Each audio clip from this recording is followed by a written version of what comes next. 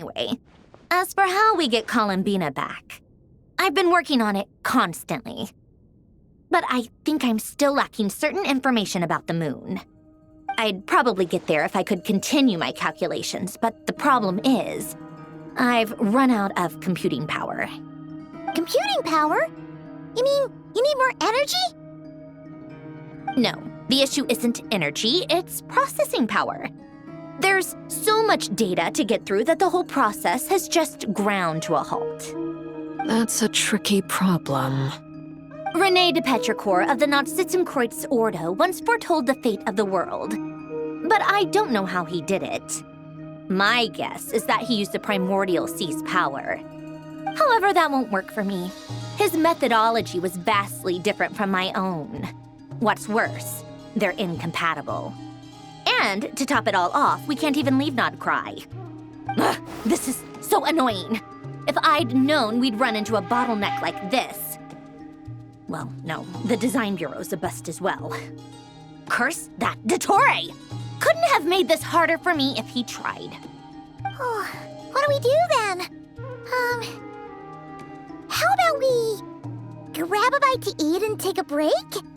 Maybe something will come to mind after you've cleared your head. You don't get it, do you? I'm trying to calculate the fate of an entire world here. And I need accurate results, not vague prophecies. Where the heck am I gonna find the computing power for that? Ahem. Anyway, time to shelve the discussion on technical difficulties. Being a killjoy isn't very ladylike, after all. Either way, we've done what we can. Rest well, everyone. Remember to let us know if anything new comes up.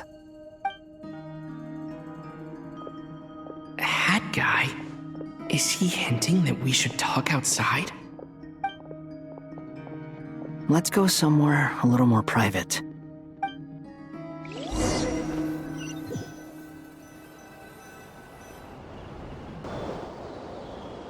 You know that Dory went back to Sumeru, right?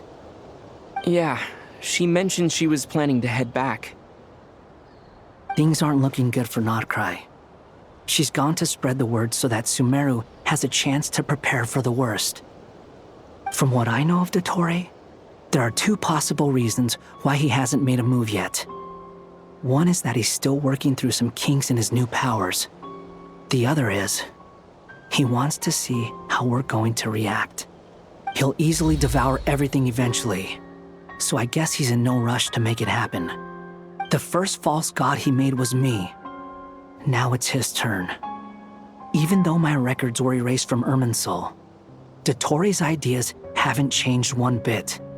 He once told me that becoming a god was like turning yourself into a hungry wolf or giant serpent to devour the moon. Clearly, he began studying the moon goddess's powers long before he even tried making a god. He's always wanted to get his greedy hands on divine authority one way or another. And in the end, he devoured the moon where I failed. In the desert of Sumeru, there is a chessboard built by King Deshret, also known as Al-Ahmar. I don't know if it was a real game, or if he was just trying to challenge his servants and citizens in some way. But creating games and setting rules, gods do that as a matter of course. That's the kind of power Dottore craves. Now he has the Trilunar Authority. His power is leagues beyond the common people. I don't think there's any point in other nations rushing to the front line. They're better off focusing on defense and hoping they can fend off any threats that spill out from Nodcry. Either way, Dory will inform Lesser Lord Kusanali, and she will contact the other gods in turn. The Seven will have some recourse available. If nothing else, their protection should keep the rest of the world from descending into chaos as quickly as Nodcry has.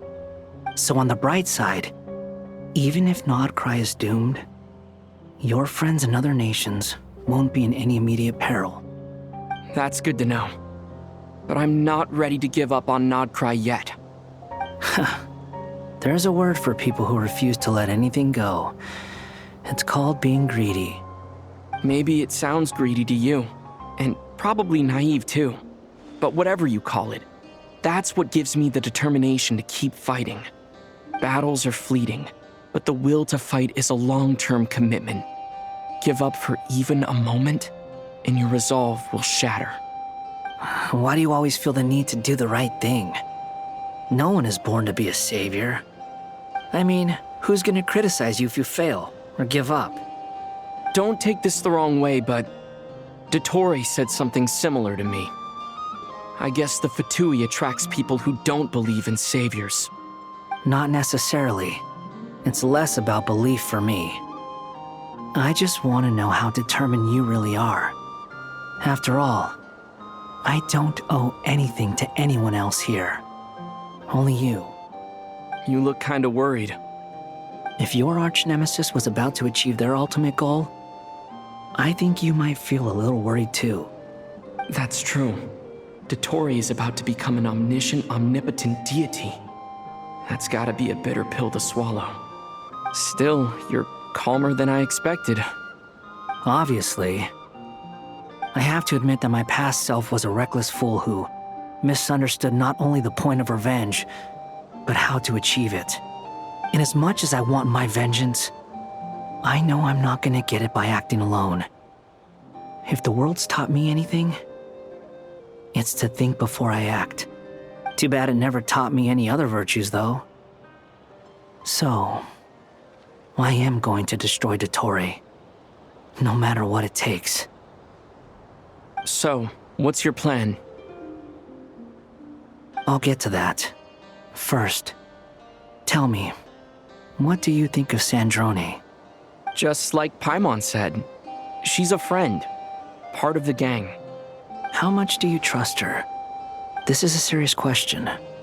Think carefully before you answer.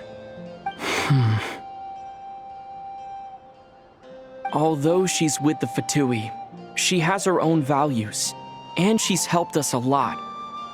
If nothing else, she's clearly going the extra mile for Columbina. I see no reason not to trust her.